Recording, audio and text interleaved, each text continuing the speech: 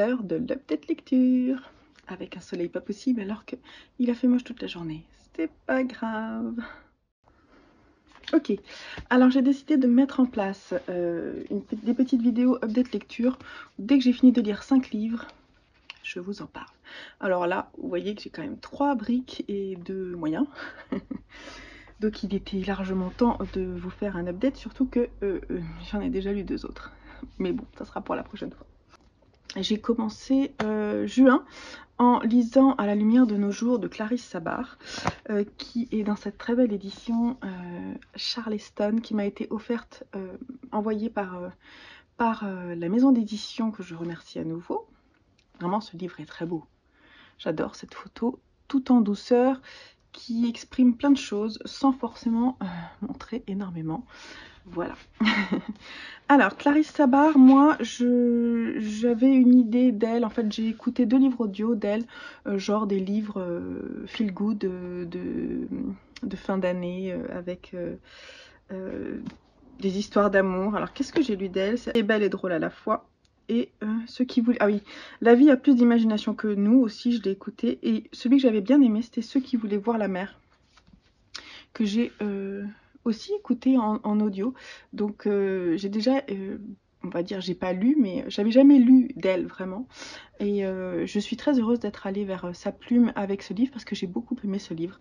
Je vais pas forcément rentrer dans les détails sur tous les livres que j'ai aimés, donc que j'ai lus. Donc c'est l'histoire de Julia, ça se passe à l'époque actuelle, mais là on est plutôt en 2013. Et donc elle a perdu son job, qui était dans le digital et les réseaux sociaux, et genre elle a une réputation de fou dans l'univers gastronomique, donc c'est un peu la galère. Depuis, elle arrive plus à préparer à manger, donc elle a perdu l'envie de faire quoi que ce soit, surtout qu'en plus elle a aussi perdu sa maman à la suite d'un cancer très douloureux, quoi. Donc et puis elle l'a accompagnée sur sa fin de vie. Mais je déconne de tout là, avec les changements de température et tout, c'est pas cool. Donc, elle a perdu sa maman, qu'elle aimait beaucoup. Elle est en froid avec son papa qui est en Touraine, dans le lieu, dans son lieu d'enfance, là où en fait elle a grandi. Et puis sa mère et elle sont parties vivre, elle est où, à Paris, c'est ça? Et puis sa mère décède, et donc elle est complètement perdue, elle n'arrive plus à rien faire, et voilà, elle est complètement désespérée, elle ne sait pas quoi faire de sa vie. Et puis finalement, elle reçoit une lettre de sa maman, post-mortem, qui va lui demander de faire quelque chose pour elle, c'est-à-dire de retourner en Touraine et de se rabibocher avec son papa, ou du moins lui laisser la chance de changer les choses. C'est très moche, hein, cette tombe sur mon visage. Alors Julia, elle y va, un peu à reculons. Là-bas, en Touraine, elle retrouve sa tante, sa grand-mère, plusieurs personnes de sa famille dont elle était proche, et son cousin. Et elle retrouve tout son univers. Elle est accueillie par son père, un peu par la force des choses. Elle se rend compte qu'il est sobre depuis longtemps et qu'il essaie justement de se sortir de l'alcoolisme. Mais c'est pas pour ça qu'elle arrive à parler avec lui. Et voilà, donc ils vont avoir besoin de temps. Et elle va tomber en fait sur... son père va lui raconter l'histoire de son arrière-grand-mère, sa grand-mère. Bon bref, il va y avoir de la transmission d'informations par rapport à sa famille, et elle va apprendre des choses sur les femmes de sa famille, assez émouvantes justement, notamment pendant la Seconde Guerre mondiale, sur comment est-ce qu'elles ont pu... comment est-ce qu'elles ont vécu tout ça, comment est-ce qu'elles ont rencontré leur mari. Et finalement, ça va lui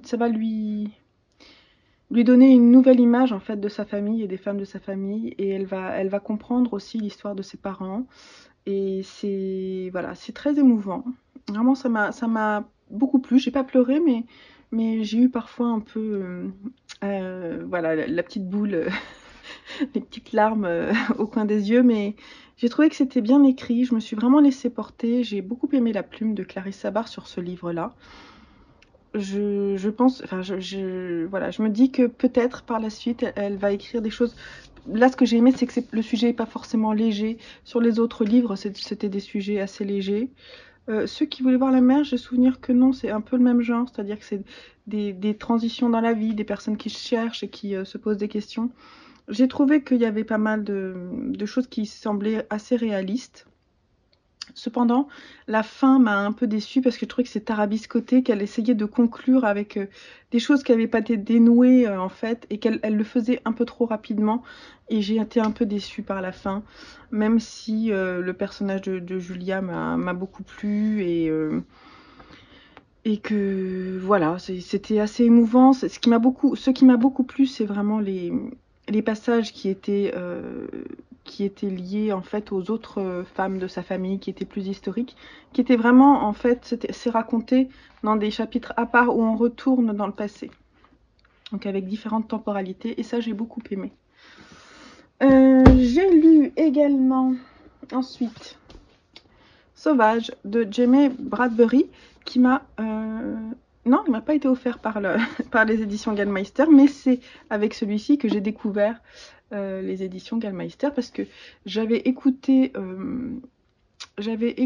dans leur maison d'édition Dans la forêt de Jane Higland, j'arrive jamais à le dire, je suis désolée, Jane Higland. Et j'avais adoré, et je savais pas que c'était cette maison d'édition qui avait fait ce livre-là. Et je me suis rendu compte en fait qu'il était édité chez eux. Et depuis, je le cherche parce que je pense que je vais avoir beaucoup de plaisir à lire les livres de cette maison d'édition, parce que je crois que j'aime beaucoup ça. En fait, le nature writing, c'est vraiment ce dont il est question. Alors là, il y a du fantastique et il y a du thriller dedans, donc c'est un mélange de plein de choses. Mais c'est difficile de catégoriser ce livre parce que c'est vraiment, enfin, c'est une pépite. C'est un premier roman, si je dis pas de bêtises. Si, c'est un premier roman. Il est sorti en 2019, collection Americana. Et donc c'est l'histoire de Tracy Petrikoff, qui est une jeune fille qu'on va suivre pendant son enfance. Ça se passe en Alaska. Donc au fin fond de l'Alaska, loin de tout, dans une famille qui a décidé de vivre en fait de la préparation des chiens pour faire des chiens de traîneau. Elle est un peu étrange, cette petite fille. On se rend compte peu à peu que souvent elle part en fait toute seule ou accompagnée de ses chiens, et qu'elle va chasser dans la forêt, et qu'elle... Je sais pas si je peux raconter. Oui, et qu'elle elle se nourrit sur place. Il n'est jamais dit clairement ce qu'elle fait, mais on comprend qu'elle se rassasie de choses et que ça lui donne énormément de force. C'est pareil aussi, sa maman va décéder et son papa va se retrouver tout seul avec son fils et sa fille.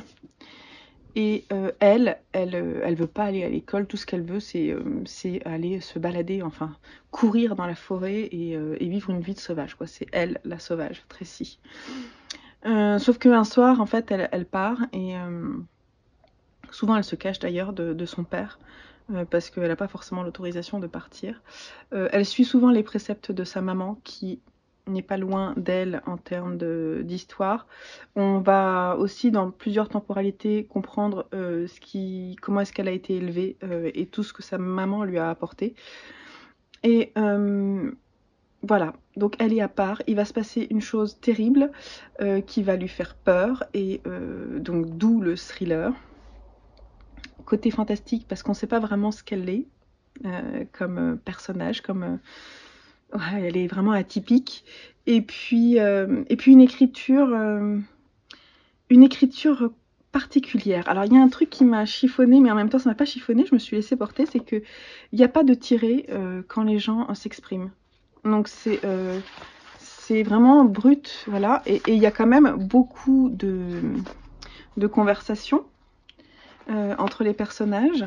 Enfin, pas beaucoup, il y en a, mais elles font partie elles sont intégrées au texte sans être sorties du texte. Donc il y a une écriture à part. Moi j'ai adhéré très rapidement. Je pense que ça peut ne pas plaire à tout le monde. Je suis pas... Si vous l'avez vu, dites-moi si ça vous a plu. Le sujet est atypique, l'écriture est atypique, et voilà. Mais alors là, j'ai pleuré un moment. Parce que la relation avec les chiens, rien que d'en parler, ça... la relation avec les chiens est très forte. En fait, le livre commence comme ça. Je vais vous lire. J'ai toujours su lire dans les pensées des chiens. Voilà, donc elle a une relation particulière avec ses chiens et elle les accompagne toute sa vie, et il y a des moments où c'est difficile, forcément. Et ouais, voilà. Ça m'a vraiment touchée, donc je vous le conseille. Il faut que j'accélère un peu parce que sinon on va passer des heures et je veux pas que ce soit une vidéo longue. Alors en parallèle, on a lu en lecture commune le dernier Jodi Picoult, Les Deux Chemins, le livre des Deux Chemins, qui est sorti chez Actes Sud cette année, si je dis pas de bêtises, ou l'année dernière. Ouais, l'année dernière. Moi, je l'ai trouvé chez Gibert en promo. J'étais trop contente parce qu'elle est très belle, cette édition. Et donc, j'étais très contente. On l'a lu en lecture commune. Donc, c'est l'histoire de comment elle s'appelle, Dawn Edelstein, qui est une femme de presque la quarantaine, je dirais, qui est mariée, a des enfants et vit à Boston. Et puis elle se retrouve en avion, et l'avion est à deux doigts de se crasher, donc il doit faire un atterrissage forcé. Et là, elle, au lieu de penser à sa vie actuelle, elle pense à la personne qu'elle a aimée, et elle pense vraiment à cette personne qu'elle a aimée dans sa jeunesse, quand elle avait fait ses études d'égyptologie, et qu'elle était partie en Égypte pour vraiment aller à la découverte des tombes et faire des fouilles archéologiques. Elle avait rencontré une personne et elle était vraiment très amoureuse de lui. Et donc, son avion atterrit, et là, tout d'un coup, on atterrit sur un chapitre où elle est en Égypte, et elle retourne là où elle a fait ses fouilles, et elle retrouve pas totalement son équipe, mais une partie, certaines personnes sont d'autres, mais elle retrouve l'homme qu'elle a aimé là-bas, toujours en train de faire des fouilles. Et donc voilà, le récit, ça va être ça. On la voit parallèlement, qui est de retour aussi à Boston. On a du mal à comprendre la temporalité pendant une grande partie du livre, et vers la fin, on va dire sur les 2 cinquièmes du livre, les 2 derniers cinquièmes du livre, on comprend ce qui se passe, on resitue. Elle aime bien jouer avec différents points de vue ou différentes temporalités, et là c'est ça qu'elle a choisi de faire. Là on est vraiment sur 2 univers différents, Boston, vie de famille, dans un couple qui est un petit peu à la dérive parce que lui apparemment était pas loin de la tromper, et elle se pose plein de questions. Elle est dans cette partie-là, elle est doula de fin de vie, donc elle accompagne les personnes en fin de vie en essayant de leur faciliter la vie sur voilà, comment est-ce qu'ils vont mourir, comment ça va se passer. Elle va faire tout ce qui est paperasse, elle va les accompagner dans toutes leurs envies pour qu'ils puissent finir leur vie correctement. C'est une grande partie du livre, il est question de mort, de façon très subtile, de façon très intelligente. J'ai eu des difficultés à lire ces passages-là parce que moi, c'est personnel, hein, mais finalement, j'ai aimé les lire parce que ça m'a apporté quelque chose de personnel. Donc je la remercie pour ça, c'était pas évident, et elle arrive à le faire d'une façon intelligente, quoi. Moi, c'est ça qui me plaît beaucoup chez elle. C'est pas juste un roman à chaque fois, ça te pose des questions, tu réfléchis souvent après avoir lu ces livres. Moi j'ai lu déjà 2 livres d'elle, donc ça c'est mon 3e, et je vais continuer à lire ces livres parce que je suis intriguée par sa façon de faire. Je trouve ça hyper efficace, on reconnaît sa plume, on se laisse porter, même si l'histoire m'a pas forcément énormément plu finalement, parce que je me suis pas retrouvée dans le personnage de Dawn et dans les choix qu'elle va faire de sa vie, entre est-ce qu'elle va rester en Égypte ou est-ce qu'elle va rester dans sa famille à Boston, est-ce que voilà, bref, je me suis pas retrouvée particulièrement, mais finalement j'ai aimé le lire, ce livre, mais j'en garde une impression mitigée. C'est pas le meilleur selon moi, mais il m'a quand même un peu plu, quoi. C'est pas, je m'en déferai pas, je le garderai dans ma bibliothèque, quoi, parce que voilà, ça m'a bien plu quand même. C'était bien de le lire en lecture commune parce qu'on l'a lu sur 2 semaines, et finalement le rythme était bon, j'ai trouvé, pour le lire. Voilà. Seconde lecture commune. j'ai lu Pachinko de Min Jin Lee. Celui-ci m'a été offert aussi par les éditions Charleston. Ils m'en ont offert 3 d'un coup pour notre début de partenariat. Il m'en reste un à lire et j'ai très hâte. Donc, Min Jin Lee de Pachinko de Min Jin Lee. Donc, c'est un roman... Alors, je dis c'est pas un roman historique.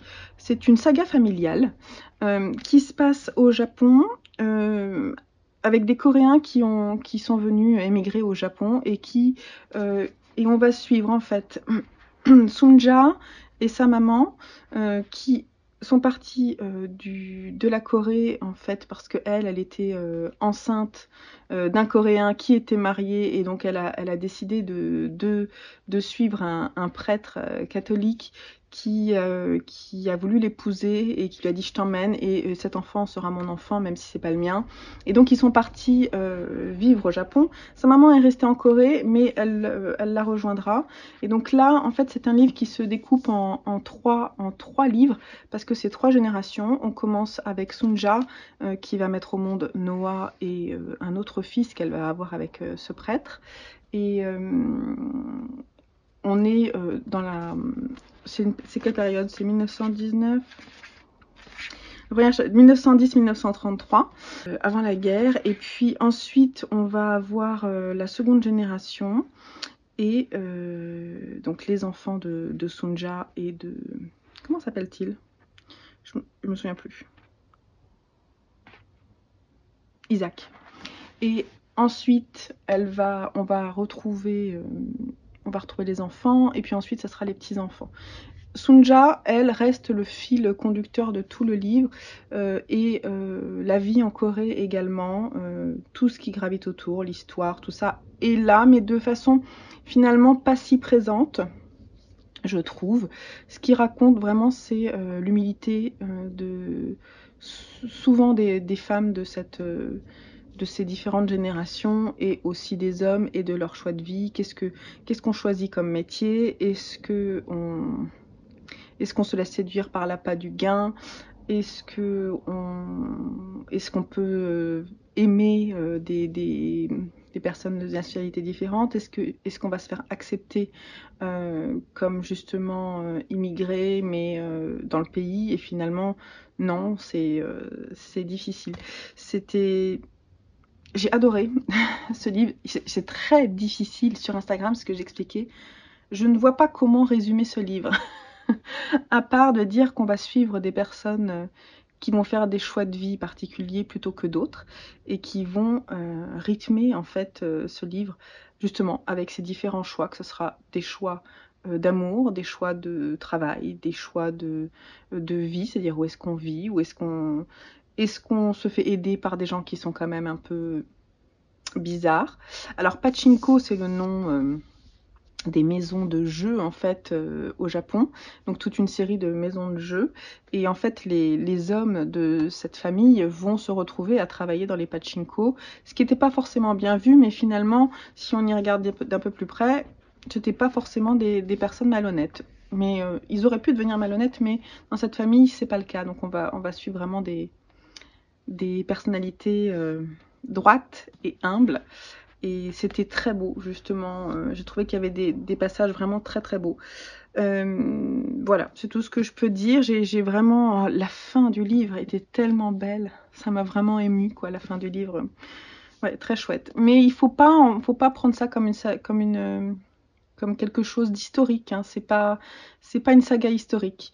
Donc ne pensez pas que vous allez tout savoir sur les guerres, voilà, sur la division de la Corée. Il n'en est pas question particulièrement là-dedans. Voilà, tout ça, je voulais vous dire ça. Voilà, et puis alors j'ai fini le mois de juin avec Daisy Jones and the Six de Taylor Jenkins Wade, aussi aux éditions Charleston, mais celui-ci je l'ai trouvé sur Vinted. Je ris parce qu'au départ je le voulais tellement que je l'ai acheté en allemand, sans faire gaffe. Et là je l'ai trouvé, j'avais acheté en allemand sur Momox, je m'étais fait avoir sur Momox. Et d'ailleurs j'ai un peu arrêté Momox parce que j'ai été déçue par la qualité des livres qui ont été reçus parfois, et finalement sur Vinted on trouve des prix tout aussi attrayants et on peut vendre directement et du coup mettre son argent dans son porte-monnaie et acheter d'autres livres avec. Je trouve ça vachement bien et j'aime bien avoir des beaux livres quand même. Donc là, celui-ci, il n'est pas trop abîmé, il est un petit peu plié sur le dos, mais finalement, ça va. Alors ça, c'est un coup de cœur. Daisy Jones and the Six, c'est vraiment un coup de cœur.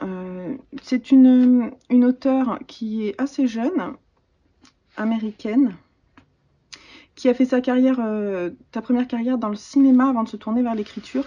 Et on sent qu'elle a été, voilà, qu'elle aime la musique. Elle a tourné cette histoire d'un groupe de rock fictif sous forme d'interview de fin de carrière. Les membres d'un groupe de rock et toutes les personnes qui ont gravité autour d'eux sur voilà, comment est-ce qu'ils sont devenus des chanteurs de rock mythiques, parce que c'est le cas. Et donc on découvre toutes les personnalités. On va découvrir d'abord le noyau principal qui est constitué de 2 frères, Graham et... je suis mauvaise. Graham et Billy, qui sont les 2 frères qui ont initié le groupe principal. Ensuite, il y a eu batteur, guitariste, tout ça. Et on va suivre aussi au départ l'histoire de Daisy Jones, qui, elle, a aussi eu un parcours atypique. Et puis ils vont se croiser, ils vont croiser leurs talents dans une maison de production qui va leur dire que finalement, pour vraiment réussir à faire quelque chose de génial, il faut absolument qu'ils chantent ensemble. Et donc ça va être explosif, ça va être dans tous les sens du terme, donc il va y avoir du talent à l'état brut, des questionnements sur l'amour, puisque les deux chanteurs principaux sont quand même très attirés l'un vers l'autre, mais lui sort d'une cure de désintoxication, elle est complètement droguée à fond, mais voilà, donc elle est très tentante. Mais il ne cède pas, et enfin bon, bref, je vais pas forcément tout vous dire. Et puis voilà, donc on progresse petit à petit aussi, c'est chronologique. Et j'ai trouvé que c'était très chouette. Il y a des passages qui m'ont fait sourire, d'autres où vraiment j'étais prise dedans. Et puis alors à la fin, c'est pareil. Le twist, il y a un petit twist à la fin que j'ai beaucoup apprécié. J'ai trouvé que c'était hyper bien fait, quoi. J'avais vraiment très envie. J'ai lu les 200 dernières pages d'un coup, tellement j'avais envie voilà, de continuer à lire ce livre-là. Voilà, donc j'ai beaucoup apprécié. Voilà mes dernières lectures. Je vous parlerai pas des livres audio, parce que j'en ai parlé dans le vlog et finalement je vois pas ça comme forcément de la lecture, c'est vraiment de l'écoute plaisante, mais voilà. Bref. J'ai beaucoup aimé finalement, j'ai pas eu, c'est quand même des bonnes lectures quoi, de juin. 5 livres avec des briques, et ben moi j'étais contente quand même. J'ai passé un bon moment lecture avec tout ça, donc ça présage plein de bonnes choses. Voilà, donc je vous laisse. Peut-être cette semaine, je vais tourner un tag. Et puis en ce moment, je suis en train de faire mon challenge 7 jours, 7 livres. Donc fin de semaine, je vous ferai un update lecture avec les livres que j'ai pu lire. Dans ce cadre-là, je vous laisse là et à très bientôt sur la chaîne. Portez-vous bien. Bye bye.